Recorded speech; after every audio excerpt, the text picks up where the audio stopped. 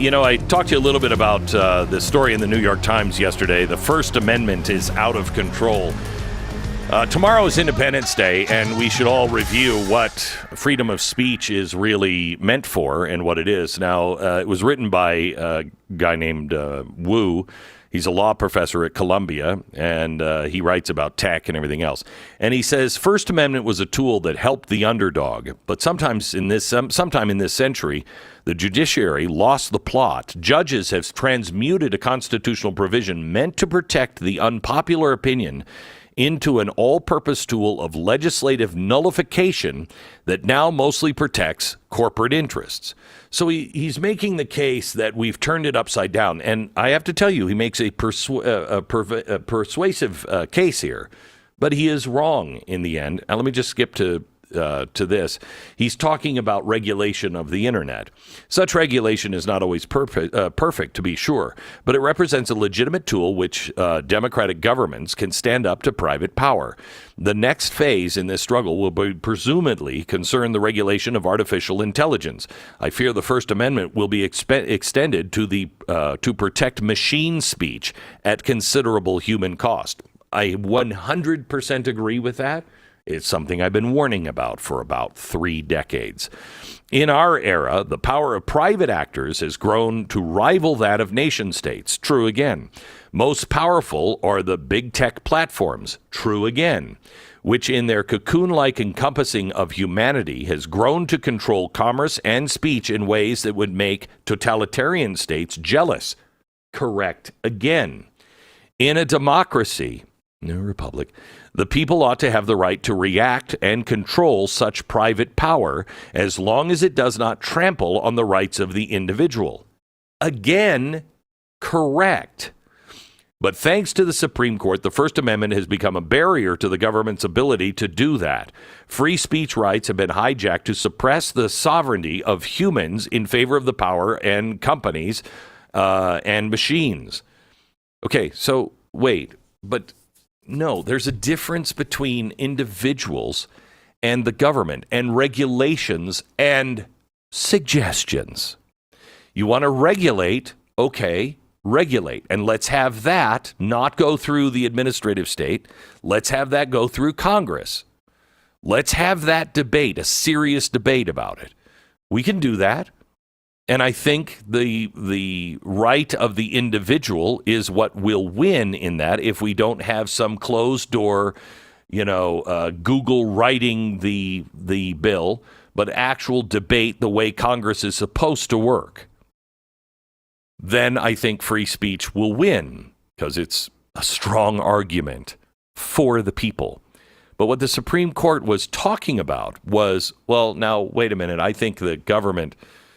maybe we send it down to the lower court and have them re-examine this, because should the government be able to just say, hey, you need to silence these people? No, the government should never have that power.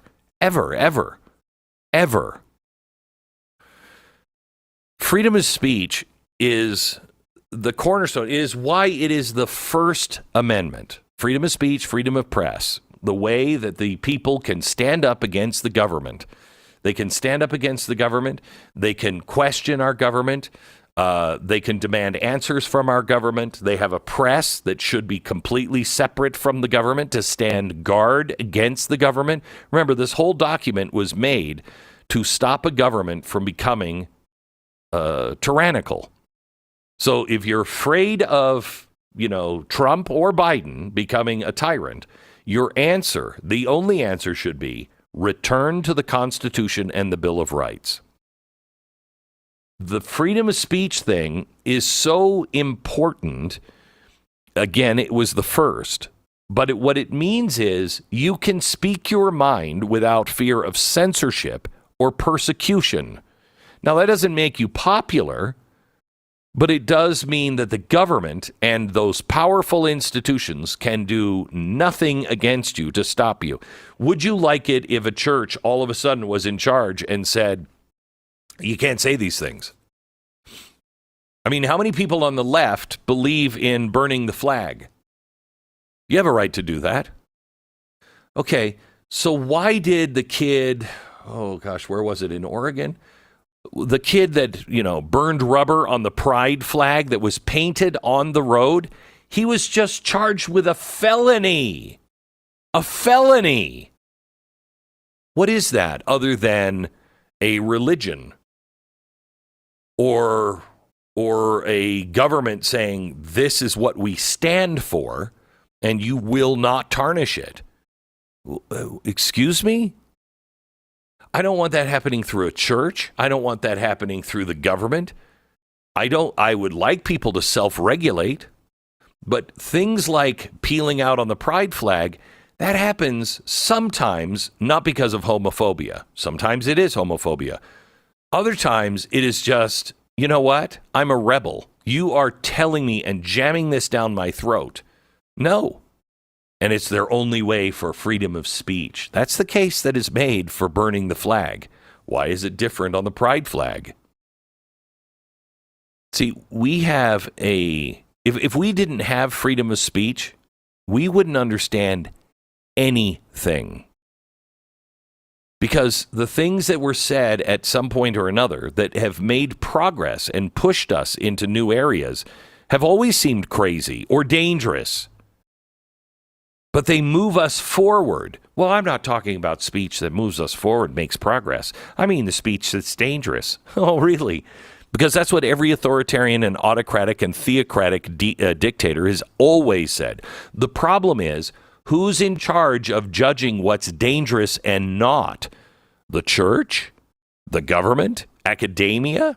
Some other group or organization that would have the power to silence people? Remember, the only speech that needs protecting is the speech that either the majority doesn't like or power doesn't like.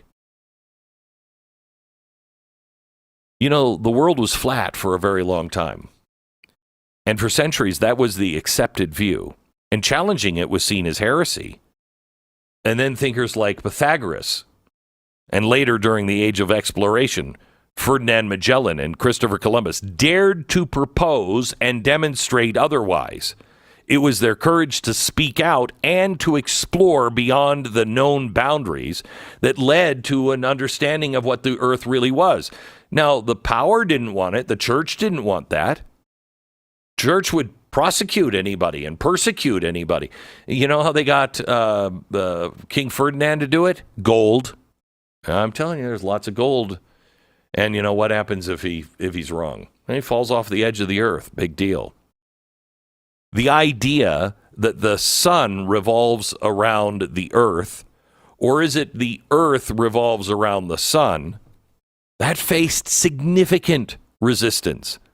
Copernicus and Galileo, pioneers, revolutionary idea, went against the power of the time.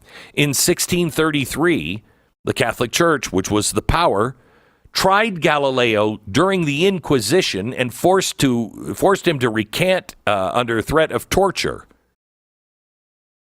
Okay, who's deciding what free speech is good, what's progress, what's not? It's easy to see them in reverse. You know what Socrates was killed for? He was killed by the government. He went through a fair trial. You know what he was killed for? Because he was corrupting the youth of Athens, because he encouraged questioning the established norms and beliefs. Anybody who ever says, you can't question that, don't question that, you should run from. Socrates was corrupting the youth because he said, question everything. Giordano Bruno, I think it was his name. He's the guy who said there's infinite suns and infinite worlds. He was burned at the stake in the Inquisition of 1600. Martin Luther, as well as Martin Luther King. How about Thomas Edison and Nikola Tesla? The War of Currents. This was all about power, literally and figuratively, power and money. Here's Thomas Edison, who is using the system to stifle innovation. Edison wants direct current. Because he was losing that battle, because it didn't make sense and it wasn't working, he had to discredit Tesla. And he did it through smear campaigns and propaganda. He had public demonstrations where he got this sick doctor to go and electrocute animals using Tesla's alternating current. He would take down horses, dogs, whatever you had. He'd go to a state fair or a local fair, and he'd execute the animals and saying, that's what Tesla wants to put in your house. Thank God we weren't afraid of the scare tactics, because that's what we all have in our house today, or at least we will for a while until they come up with something even better that you're not allowed to question. If you can't challenge prevailing wisdom, if you can't propose a new idea, if you can't say, wait a minute, this doesn't make any sense, everything stops. Progress depends on the free exchange of ideas. And if you get rid of your opposition, life falls apart. Even the Bible says, opposition in all things. You have to have the metal and the flint. It's when they rub together, when they strike against each other, that's when a spark is made, and that's when things change.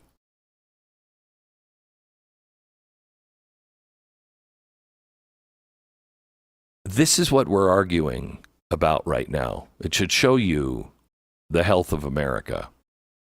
I mean, when you have a cold, the doctor might talk to you about, okay, I want you to take this and this and this, and just get some bed rest.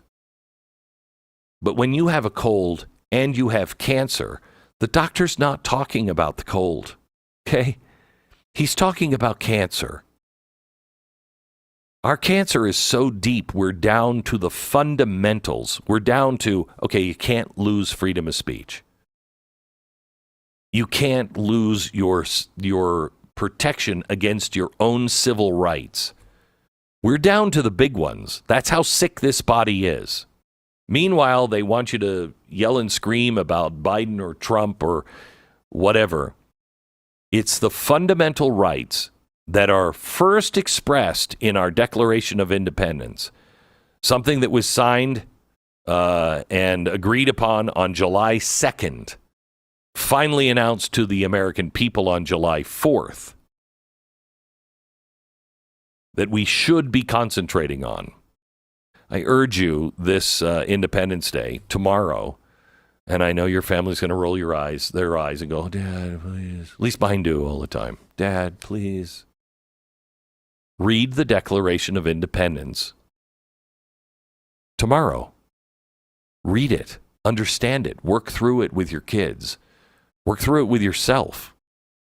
It's still alive today.